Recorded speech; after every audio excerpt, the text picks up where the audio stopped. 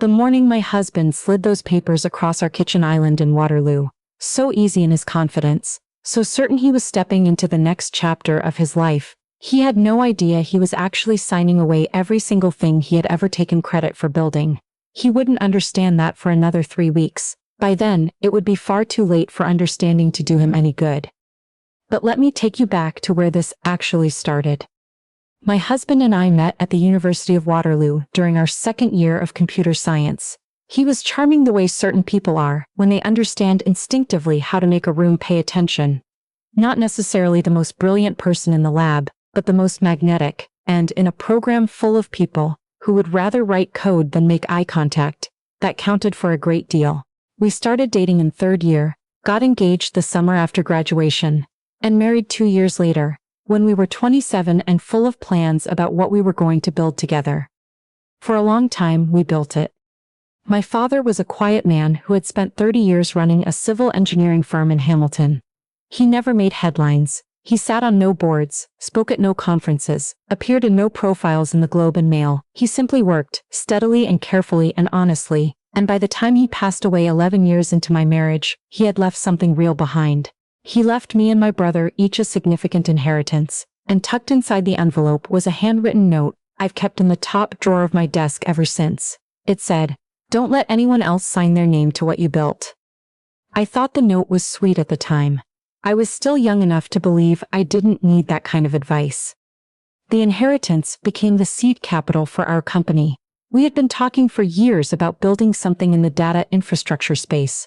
A software platform that would help mid-sized logistics companies manage supply chain disruption in real time. The core of the idea was mine, developed from research I had been quietly doing for 3 years while also raising our daughter and working part-time as a consultant. My husband saw the business angle immediately and with genuine enthusiasm. That was always what he was better at, turning an idea into a pitch into a meeting into a signed contract. We fit together well in those early years. I was the foundation, he was the frame that made it visible. We incorporated in Ontario and opened the office in downtown Kitchener. The patent application was filed in the early months, when the company was still running out of a converted garage, and our daughter was only 5 years old and used to fall asleep on the office couch while we worked past midnight.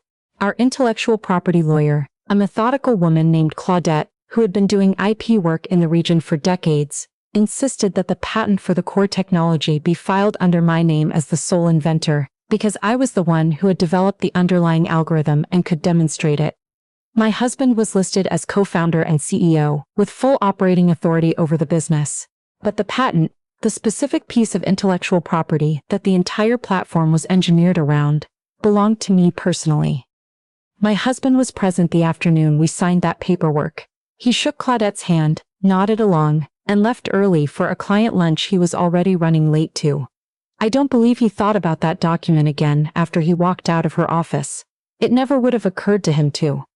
For 15 years, the company grew into something we were both genuinely proud of. We hired a team, opened a Toronto office, and landed contracts with some of the largest distribution and manufacturing companies in the country. My husband became the public face of the business, the one who flew to Bay Street to sit across from investors, the one whose name appeared in industry profiles, the one who shook hands at the right conferences. I stayed in the background, where I had always been most comfortable, overseeing the technical team, guiding the product roadmap, quietly steering the platform that was, at its core, still built on the idea I had developed in the first place. We had a good marriage for most of those years. I want to say that plainly and mean it, because it matters that it was real for a long time. We raised our daughter together, argued about small things and laughed about most of them. Sunday mornings at the farmer's market near our house, the way people do when they believe life will always feel exactly like that. Our daughter was finishing her second year at Queen's University in Kingston, when the changes started. I noticed the way I imagine most people do, slowly at first and then in a rush. My husband began working later, which wasn't unusual, except that the hours started extending past midnight on evenings, when I knew the Toronto office was empty, and there was nothing on the project calendar that required it. He began setting his phone face down on the counter, then carrying it to the bathroom, then keeping it in his coat pocket even when he'd been home for hours. He started mentioning the new hire in investor relations in the particular tone people use when they're talking about something other than what they claim to be talking about. She had joined us about 6 months before, early 30s, well-connected, sharp in the way that reads well in a room full of money. And my husband described her instincts for the business with a warmth that had nothing to do with the business. I didn't say a word, I watched. The moment it became impossible to keep pretending I was misreading. Everything was at a company dinner in November, at a restaurant in the Distillery District. I arrived late from a call I couldn't cut short, and I stood in the entrance hallway for a moment, before pushing open the door to the private room. Through the glass panel I could see the table, our colleagues, the easy noise of a celebration dinner, and I could see my husband with his head tilted back, laughing the way I hadn't seen him laugh in front of me in more years than I wanted to count. The woman from Investor Relations was beside him, her hand resting on the back of his chair, leaning in slightly. They weren't touching, they didn't need to be. I walked in. I smiled through the meal. I drove home alone because he said he was taking the work car to a follow-up meeting that couldn't wait. That night I lay awake in the quiet of our house and made a decision. I was not going to perform surprise I didn't feel. I was not going to beg a man who had already made his choice to unmake it. I was going to wait and watch and let him finish choosing.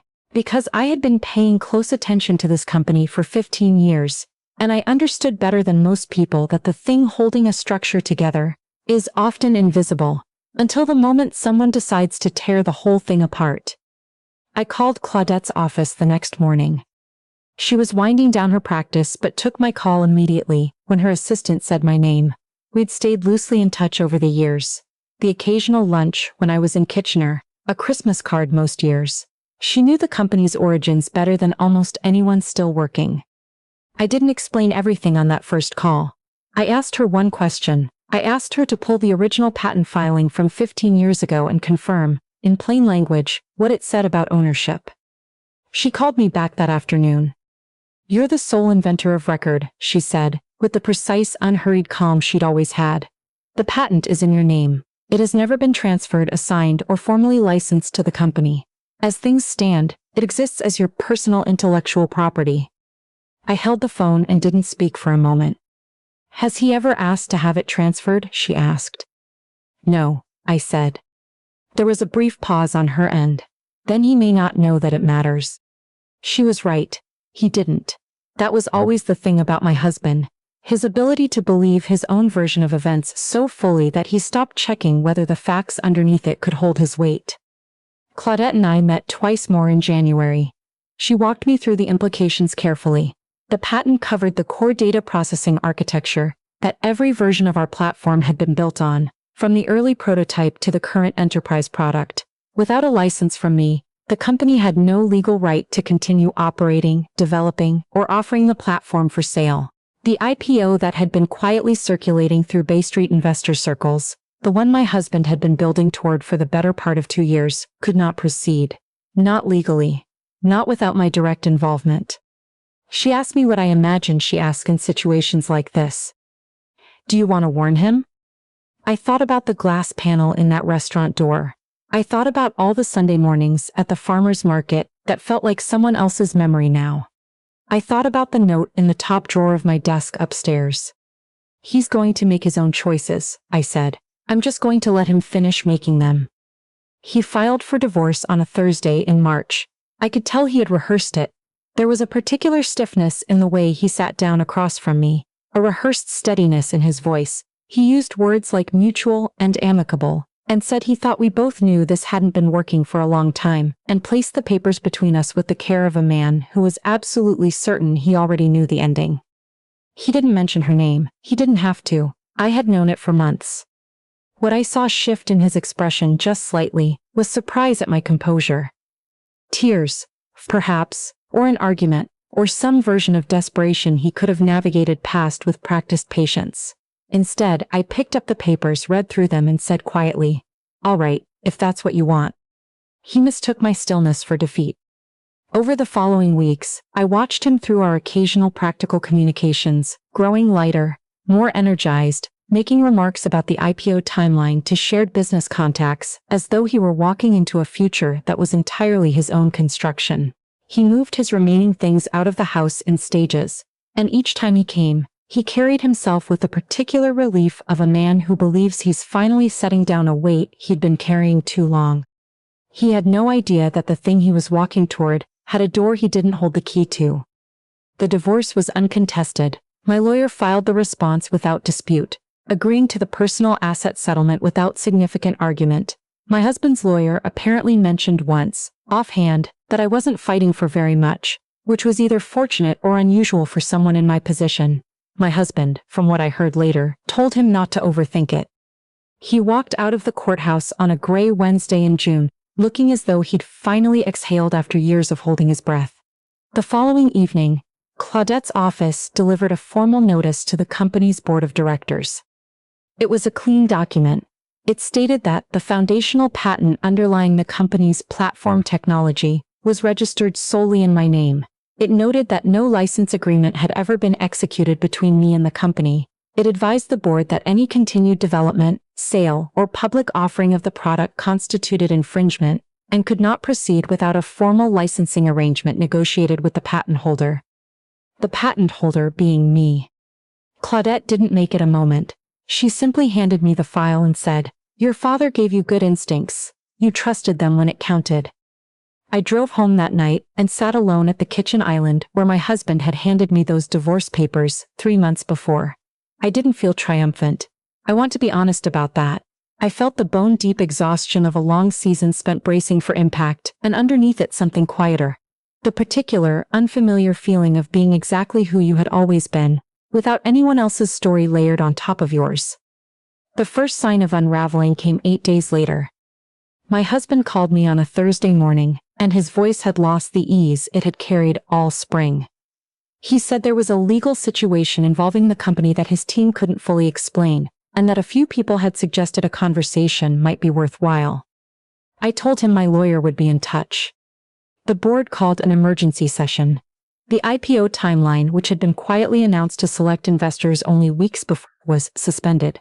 The lead venture capital firm from Toronto, which had been circling the company for over a year, withdrew pending clarification of the IP structure. What had been the most significant professional achievement of my husband's public life, his name, his deal, his future, his version of the story, went into a holding pattern that could not move without me.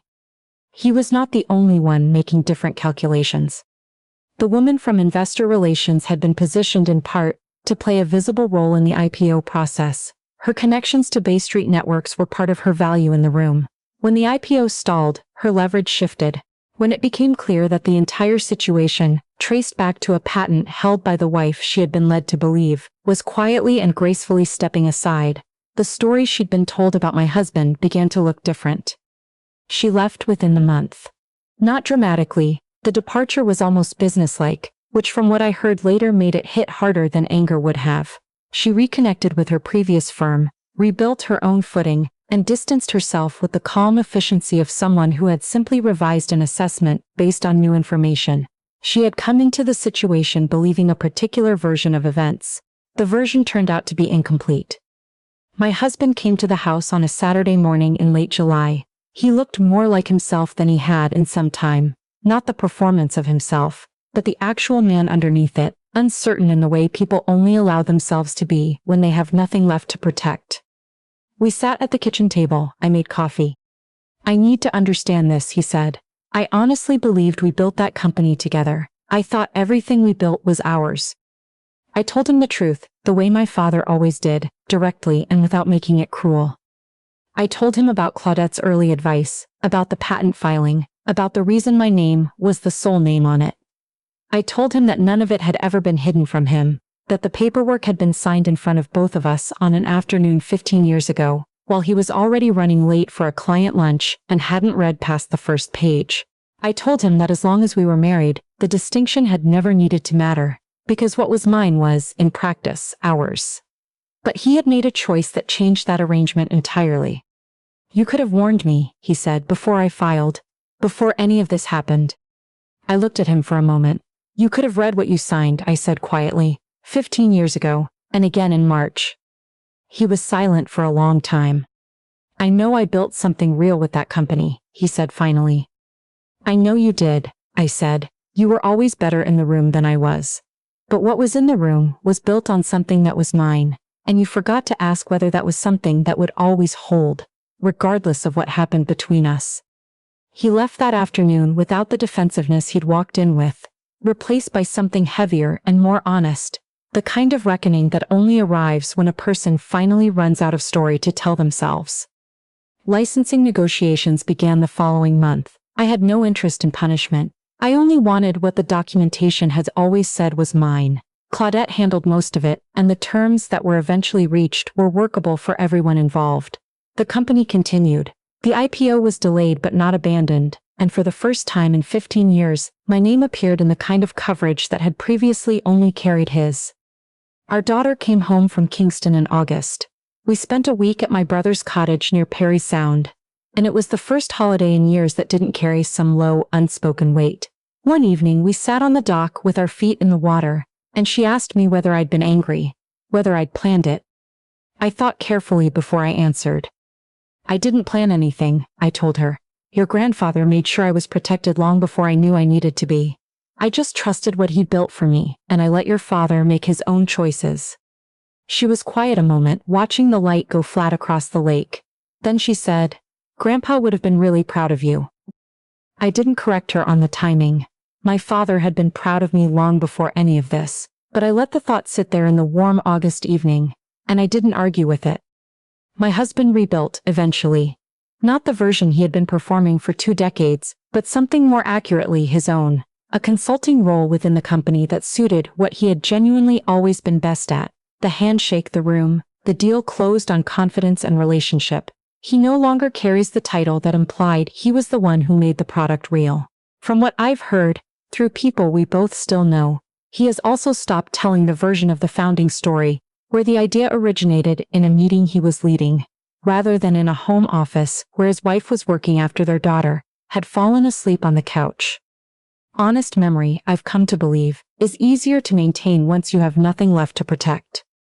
I went back to using my family name, my father's name, not with any announcement, just the quiet correction to the professional accounts, the email signatures, the way you sign a check, the name that had been holding things together, as it turned out, long before I gave anyone else credit for the structure. In October, Claudette came by for coffee. We sat at the kitchen table, the light coming in through the window the way it does on autumn afternoons in Ontario, low and gold and unhurried. She brought a newspaper clipping, a short piece about a new IP licensing framework I'd helped develop that was being considered by companies across the country. My name was in the 3rd paragraph. Your father told me once, she said, setting the clipping down, that the best thing you can do for the people you love is protect them with something that doesn't depend on how anyone feels tomorrow. I hadn't known they'd spoken about it. I hadn't known he'd told her. Did he think it would come to this? I asked. She considered that. I think he simply loved you, she said, and he understood that love and trust aren't the same thing as a guarantee. We sat there for a while in the quiet, the coffee going warm in our hands, the house settled around us. And I thought about my father building his firm slowly and honestly over 30 years. I thought about the note in my desk drawer. I thought about everything I had built on what he left behind, and the way the best foundations are the ones you don't notice until someone tries to pull the whole thing apart. He had protected me long before I understood I would ever need it. That was what love looked like when it was patient and clear-eyed, and not afraid of whatever came next. The house was quiet. The name on every agreement upstairs was mine, and for the first time in longer than I could properly remember, every single thing I looked around and saw was without question, entirely my own.